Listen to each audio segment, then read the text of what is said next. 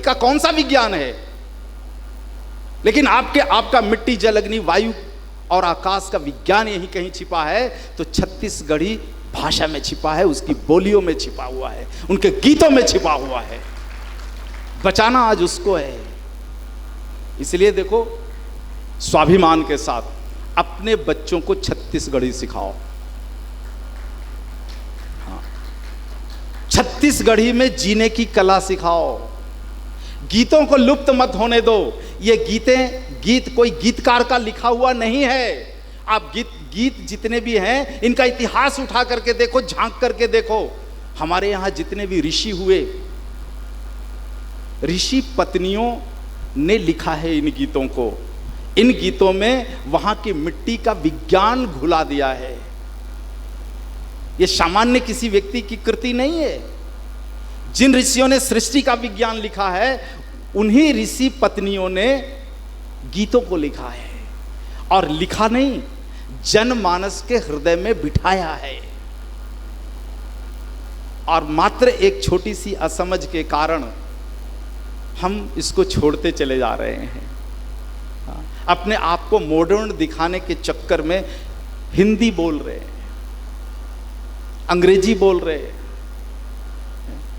तो मेरा देखो विनम्रता पूर्वक निवेदन है आप सभी से, खास करके अभिभावकों से, कि घर में बच्चों से हिंदी मत बोलो, घर में बच्चों से छत्तीसगढ़ी बोलो। सब लोग, पूरे भारत के लोग अपने बच्चों से घर में अपनी मातृभाषा में वार्तालाप करें। हिंदी हमारी मातृभाषा नहीं है, ये एक संपर्क भाषा है। मात्र एक संपर्क भाषा है। हमारे देश में 18 राष्ट्रभाषाएं हैं। हिंदी राष्ट्रभाषा के लिए नहीं है। हमारे संविधान ने 18 भाषाओं को राष्ट्रभाषा का दर्जा दिया है। हिंदी के पास एक विशेषता है राजभाषा होने का, राष्ट्रभाषा होने की विशेषता नहीं है। इसलिए इस विषय को समझिए और बच्चों से कम घर में तो आप अपनी मातृभाषा में वार्तालाप करो तो अच्छा है। ये कुछ विषय थे जो विषय मैं चाहता था कि आपके माननीय मुख्यमंत्री के कान में आप प्रतिनिधियों के माध्यम से जाए। अब मैं आता हूँ मूल विज्ञान वाली बात पर। अभी कितना देर बैठ सकते हो? नहीं, पेट भी तो है ना। मैं संक्षिप्त में कुछ बातें करूंगा क्योंकि 2:40 हो गया है और शायद 3 बजे तक समय है। तो मैं संक्षिप्त में कुछ चीज़ों पर बात करूंगा।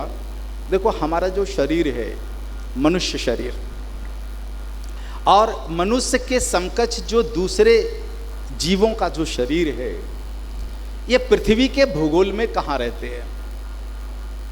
तो पृथ्वी का भूगोल 5 खंडों में टूटा हुआ है। जैसे हम जानते हैं कि हमारा शरीर 5 महाभूतों का शरीर है, पृथ्वी का शरीर भी 5 महाभूतों वाला शरीर है।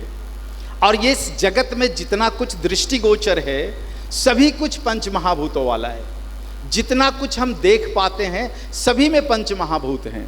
5 महाभूत मतलब 5 कंपाउंड एलिमेंट, जिसमें सबसे पहले आता है भूमि तत्व, दूसरा आता है जल तत्व, तीसरा आता है अग्नि तत्व, चौथा आता है वायु तत्व और अंत में आता है आकाशीय तत्व। ये सभी चीज़ों में है।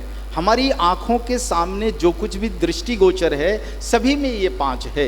इन 5 के संतुलन से सब कुछ संतुलित है और इन 5 के बिगड़ने से ही सभी में बिगाड़ आता है। हमारे शरीर में भी बिगाड़ आता है, यानी बीमारियां आती है इन्हीं महाभूतों के संतुलन के बिगड़ जाने के कारण। तो ये जो संतुलन है, इसमें हम कहाँ निवास करते हैं? मिट्टी में जो निवास करने वाला